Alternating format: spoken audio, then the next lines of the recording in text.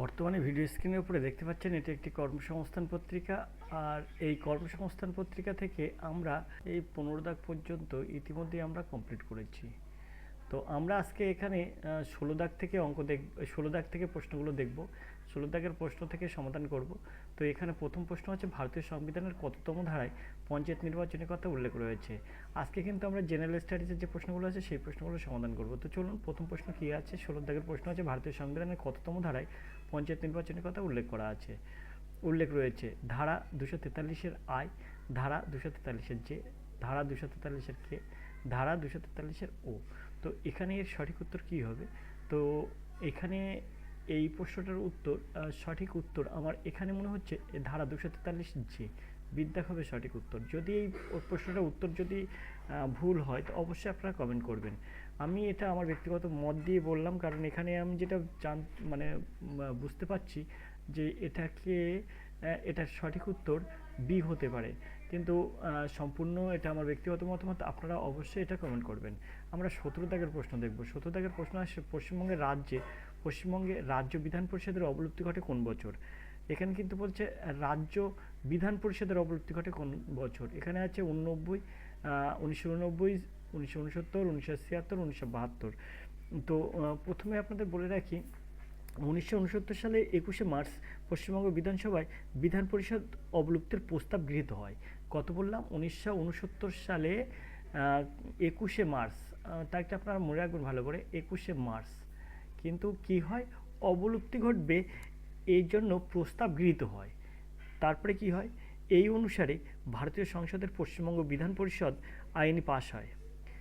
তারপরে ঠিক ওই সালে অর্থাৎ 1969 সালের 1 আগস্ট 1969 সালের 1 আগস্ট বিধান পরিষদ অবলুপ্ত হয়। তাহলে আপনারা বুঝতেই পারছেন 1969 সালের কিন্তু 1 আগস্ট এটা কিন্তু অবলুপ্তি হয়। আশা করি আপনারা বুঝতে পেরেছেন। আমরা 17 দাগের প্রশ্নের পরে 18 দাগের প্রশ্নে চলে যাব। 18 দাগের প্রশ্ন আছে কোন দেশের জাতীয় আয় বলতে কি বোঝায়? সেই দেশের সরকারের বার্ষিক রাজস্ব, সেই দেশের ভৌগোলিক সীমানার মধ্যে উৎপাদনের আয় সমষ্টি, সেই দেশের উৎপাদিত আয় থেকে বৈদেশিক আয় বাদ দিয়ে আয়, কোনটিই নয়। তো এখানে 18 দাগের প্রশ্নের উত্তর আপনি কিভাবে সমাধান করবেন? এখানে আমরা সবার আগে জেনে নেব এই যে কোন দেশের জাতীয় আয় বলতে কি বোঝায়। কোন দেশের জাতীয় আয় হলো দেশের বাসিন্দাদের দ্বারা 1 বছরে উৎপাদিত সমস্ত পণ্য ও পরিষেবার মূল্যের মোট সমষ্টি। এটি 1 বছরের উৎপাদনের মাধ্যমে নাগরিকদের মোট আয়ের পরিমাণ বোঝায়। আরও সুনির্দিষ্টভাবে বলতে গেলে জাতীয় আয় হলো এক আর্থিক বছরের একটি দেশে উৎপাদিত সমস্ত চূড়ান্ত পণ্য ও পরিষেবার সঞ্চিত অর্থমূল্য। অতএব এখানে যেটা আমরা পাবো সেটা কি? তো এটা কিন্তু মানে এর সঠিক উত্তর হবে কিন্তু, তাহলে 18 দাগের উত্তর, সঠিক উত্তর কী হবে? তো সেই দেশের ভৌগোলিক সীমানার মধ্যে উৎপাদনের আয় সমষ্টি, অর্থাৎ বিদ্যাক হবে সঠিক উত্তর। বুঝতে পেরেছেন? তো আমরা চলে যাবো 19 দাগের এই প্রশ্নে। প্রশ্ন আছে লেডি রতন টাটা ট্রফি কোন খেলার সঙ্গে যুক্ত? সুন্দর একটি প্রশ্ন, কিন্তু প্রশ্নটা আপনারা ভালো করে বুঝবেন। এখানে প্রশ্ন বলেছে লেডি রতন টাটা ট্রফি কোন খেলার সঙ্গে যুক্ত। খুব ইম্পর্টেন্ট একটা প্রশ্ন। এখানে আছে অপশান ক্রিকেট, এখানে অপশান ফুটবল, হকি আর গলফ। তো অবশ্যই আপনারা জানেন এই লেডি রতন টাটা ট্রফি এটি কিন্তু হকি খেলার সঙ্গে যুক্ত। আশা করি আপনারা বুঝতে পেরেছেন। আরও কিছু হকির সঙ্গে সম্পর্কিত ট্রফিগুলোর নাম আপনাদের কাছে তুলে ধরছি।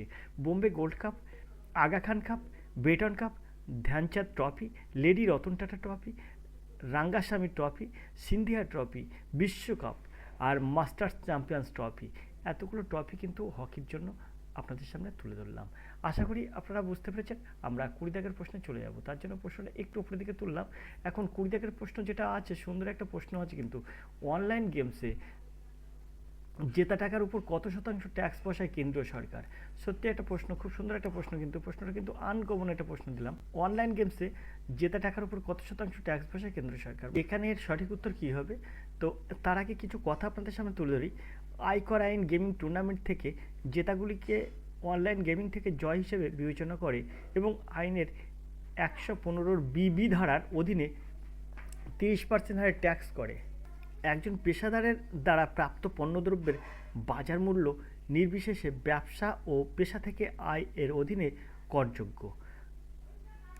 তো এখানে যেটা হবে তাহলে এর সঠিক উত্তর কী হবে? আবার আমি আপনাদের বলে দিচ্ছি, আয়কর আইন গেমিং টুর্নামেন্ট থেকে জেতাগুলিকে অনলাইন গেমিং থেকে জয় হিসেবে বিবেচনা করে এবং আইনের 115 বি ধারার অধীনে 30% হারে ট্যাক্স করে।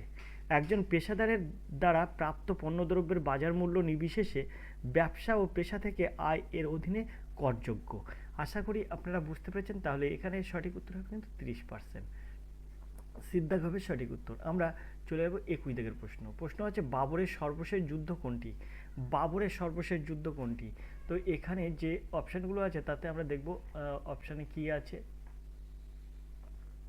এখানে বলছে ওসিরগড় দুর্গজয়, গোগরার যুদ্ধ, আর পানিপথের যুদ্ধ, কলিঙ্গ যুদ্ধ। তো এখানে এর সঠিক উত্তর কী হবে? বাবর যে যুদ্ধ করেছিলেন সেই যুদ্ধের শেষ যুদ্ধ কোনটি ছিল? তো শেষ যুদ্ধের নাম অবশ্যই গোগরার যুদ্ধ, মানে ঘাগড়ার যুদ্ধ, এই ঘোগড়ার যুদ্ধ। বিদ্যা হবে সঠিক উত্তর, ঘোগড়ার যুদ্ধ। আশা করি আপনারা বুঝতে পেরেছেন। আমরা চলে যাব 22 দাগের প্রশ্নে। ভারতের আয়তনের বিচারে পশ্চিমবঙ্গের স্থান কততম? সুন্দর একটা প্রশ্ন কিন্তু। আয়তনের বিচারে পশ্চিমবঙ্গের স্থান কত আছে? চতুর্থ, দ্বিতীয়, সপ্তম, 13। তো এখানে এর কী হবে? আয়তনের বিচারে কিন্তু বলেছে, তাহলে আয়তনের বিচারে হলে পশ্চিমবঙ্গের স্থান কততম সেটা কিন্তু আপনাকে জানতে চেয়েছে। রাজস্থান কিন্তু ভারতের আয়তনের বিচারে একদম প্রথম স্থান আছে রাজস্থান। এটা কিন্তু পশ্চিম ভারতের মধ্যে অবস্থিত এই রাজস্থান। তারপরে দ্বিতীয় আছে কিন্তু মধ্যপ্রদেশ, যেটা মধ্য ভারতে অবস্থিত। মহারাষ্ট্র আছে কিন্তু তৃতীয় স্থানে। আয়তনের দিক থেকে বৃহত্তম রাজ্য, তৃতীয় রাজ্য হচ্ছে মহারাষ্ট্র, সেটা আসছে কিন্তু পশ্চিম ভারতে। এছাড়া উত্তরপ্রদেশ আছে কিন্তু চতুর্থ রাজ্য, মানে যেটা আয়তনের বিচারে চতুর্থ, উত্তরপ্রদেশ, সেটা কিন্তু উত্তর ভারতে। জম্মু কাশ্মীর, এটা কিন্তু জম্মু কাশ্মীর কিন্তু পঞ্চম রাজ্য, যেটি আয়তনের বিচারে ভারতের পঞ্চম রাজ্য, সেটি কিন্তু উত্তর ভারতে অবস্থিত। তারপরে গুজরাট আছে কিন্তু ষষ্ঠ স্থানে, যেটা কিন্তু পশ্চিম ভারতে অবস্থিত। এছাড়া সপ্তমে আছে কর্ণাটক, দক্ষিণ ভারতে অবস্থিত। অন্ধ্রপ্রদেশ আছে কিন্তু অষ্টমে, যেটা আছে কিন্তু দক্ষিণ ভারতে। নবমে আছে উড়িষ্যা, এটা কিন্তু পূর্ব ভারতে। আয়তনের দিক থেকে 10তম স্থান ছত্তিশগড়, যেটা কিন্তু মধ্য ভারতে। আয়তনের দিক থেকে 11তম রাজ্য হচ্ছে তামিলনাড়ু, যেটা কিন্তু দক্ষিণ ভারতে। আয়তনের বিচারে 12তম রাজ্য হচ্ছে তেলেঙ্গানা, যেটা কিন্তু দক্ষিণ ভারতে অবস্থিত। আয়তনের বিচারে 13তম রাজ্য হচ্ছে বিহার, যেটা কিন্তু পূর্ব ভারতে অবস্থিত। এবং আমাদের যে রাজ্য পশ্চিমবঙ্গ, সেটা কিন্তু আয়তনের বিচারে 14তম। তো এখানে দেখুন অপশানে কিন্তু 14তম নেই, কিন্তু এখানে হবে কিন্তু 14তম। পশ্চিমবঙ্গের স্থান কিন্তু 14তম। আশা করি আপনারা বুঝতে পেরেছেন। আমরা পরের প্রশ্নে চলে যাব। এছাড়াও আরও কিছু কথা আপনাদের এখানে আরও একটি ইনফরমেশান দিয়ে রাখি, যে পশ্চিমবঙ্গের স্থান যদি 14তম হচ্ছে আয়তনের বিচারে, পশ্চিমবঙ্গের স্থান হচ্ছে 14তম।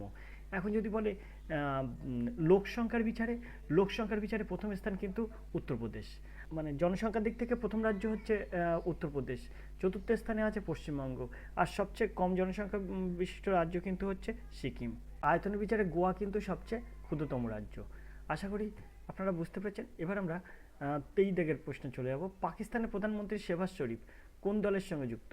সুন্দর একটা প্রশ্ন কিন্তু। শেহবাজ শরীফ কিন্তু বর্তমান পাকিস্তানের প্রধানমন্ত্রী, তিনি কোন দলের সাথে যুক্ত? এর আগে যখন ইমরান খান পাকিস্তানের প্রধানমন্ত্রী ছিলেন, তখনও কিন্তু একটা প্রশ্ন পড়েছিল, পাকিস্তানের বর্তমান প্রধানমন্ত্রী ইমরান খান কোন দলের হয়ে তিনি নেতৃত্ব দেন। তো সেই সময় কিন্তু ছিল ইমরান খান ছিলেন কিন্তু সেই সময়ের প্রধানমন্ত্রী, কিন্তু এখন পাকিস্তানের প্রধানমন্ত্রী হচ্ছে শেহবাজ শরীফ। সেই হিসেবে পাকিস্তানের শেহবাজ শরীফ কোন দলের হয়ে নেতৃত্ব দেন, মানে কোন দলের সঙ্গে যুক্ত, সেটা কিন্তু আপনার এখানে প্রশ্ন বলেছে। তা সুন্দর একটা প্রশ্ন কিন্তু সেই হিসাবে।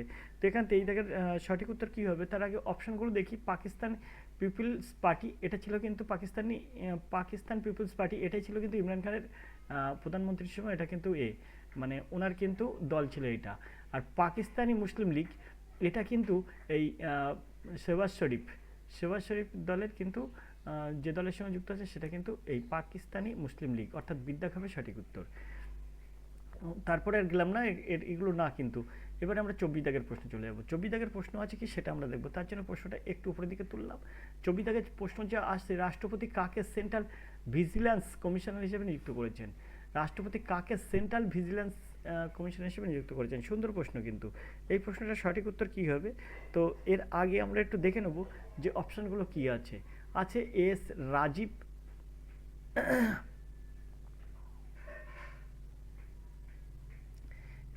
রাজীব, তারপর আছে পিজি থমাস, প্রবীণ কুমার শ্রীবাস্তব আর নিট্টোরি শ্রীনিবাস রাও। তো এখানে সঠিক উত্তর হবে এস রাজীব, অর্থাৎ এর দাগ হবে সঠিক উত্তর। এস রাজীব হচ্ছে প্রাক্তন ম্যানেজিং ডিরেক্টর এবং সিও, ব্যাংক অফ মহারাষ্ট্র, ভারতের মাননীয় রাষ্ট্রপতি কর্তৃক 9 ফেব্রুয়ারি 2024 ভিজিলেন্স কমিশনার হিসেবে নিযুক্ত হন। তিনি কিন্তু 11/3/2024 তারিখে ভিজিলেন্স কমিশনার হিসেবে কমিশনে যোগ দেন।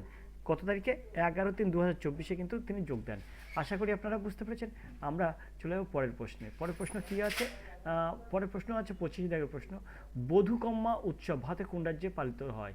ত্রিপুরা, মহারাষ্ট্র, গুজরাট আর তেলেঙ্গানা। তো খুব সুন্দর একটা প্রশ্ন। বধূকম্মা হচ্ছে এখানে প্রশ্ন আছে বধূকম্মা উৎসব ভারতে কোন রাজ্যে পালন হয়? তো এর সঠিক উত্তর হবে কিন্তু তেলেঙ্গানা। তেলেঙ্গানা রাজ্যে কিন্তু বধূকম্মা উৎসব পালন করা হয়। বধূকম্মা হলো একটি ফুলের উৎসব যা প্রধানত তেলেঙ্গানায় কিন্তু প্রচলন আছে, মানে এই মেলাটা হয়। আর এই উৎসবটা হয় সাধারণত এটা কিন্তু ফুলের উৎসব।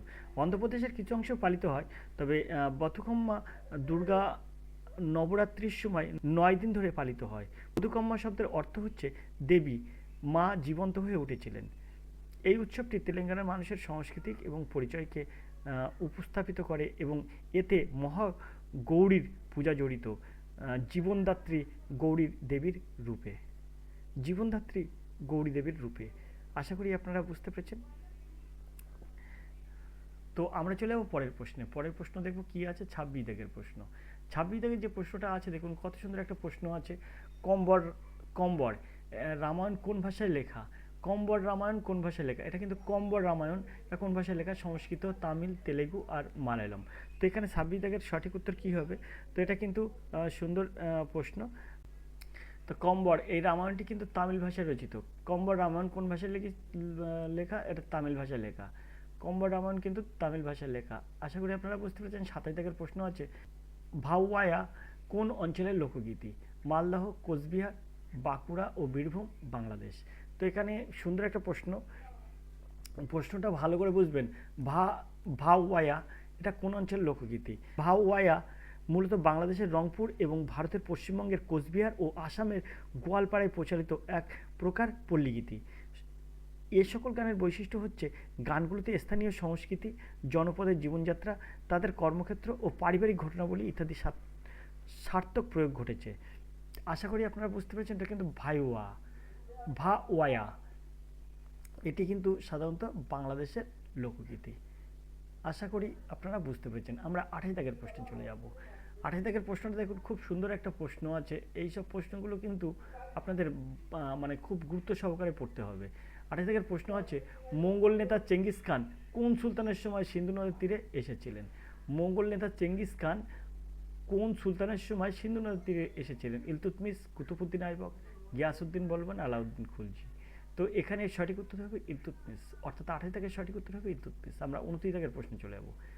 কাংলা ফোর্ট ভারতের কোন রাজ্যে রয়েছে? সুন্দর প্রশ্ন কিন্তু। কাংলা ফোর্ট ভারতের কোন রাজ্যে রয়েছে? ডায়াক্রিটিক কাংলা সহ কাংলা আনুষ্ঠানিকভাবে কাংলা দুর্গ নামে পরিচিত। ভারতের মণিপুর রাজ্যের ইম্ফলে একটি পুরনো দুর্গযুক্ত এটা প্রাসাদ, অর্থাৎ এটা কিন্তু মণিপুরে আছে। বিদ্যাক হবে সঠিক উত্তর। কাংলা ফোর্ট ভারতের কোন রাজ্যে রয়েছে? মণিপুরে। আমরা চলে যাব 30 দাগের এই প্রশ্নে। তার জন্য প্রশ্নটা একটু হলেও ওপর দিকে তুললাম। এবার 30 দাগের প্রশ্ন আছে দেখুন, ভারতের রাষ্ট্রপতি নির্বাচন হতে গেলে একজন ব্যক্তিকে কত বছর বয়স পূর্ণ করতে হবে? তো এই প্রশ্নের সঠিক উত্তর কী হবে? এখানে অপশান আছে 25, 30, 35, 40। তো অবশ্যই এই প্রশ্নের সঠিক উত্তর কী হবে? তো অনুচ্ছেদ 58 এর অধীনে ভারতের রাষ্ট্রপতি প্রধান যোগ্যতা উল্লেখ করা হয়েছে। রাষ্ট্রপতিকে অবশ্যই ভারতের নাগরিক হতে হবে এবং তার বয়স 35 বছর বা তার বেশি হতে হবে, তবেই তিনি কিন্তু রাষ্ট্রপতি পদে নির্বাচিত হতে পারেন। অর্থাৎ এখানে সঠিক উত্তর হবে কি? সিদ্ধাক। 35 এর সঠিক উত্তর। 30-এর সঠিক উত্তর সিদ্ধাক, অর্থাৎ রাষ্ট্রপতি নির্বাচন হতে গেলে তার বয়স হতে হবে 35 বছর। সিদ্ধাক হবে সঠিক উত্তর।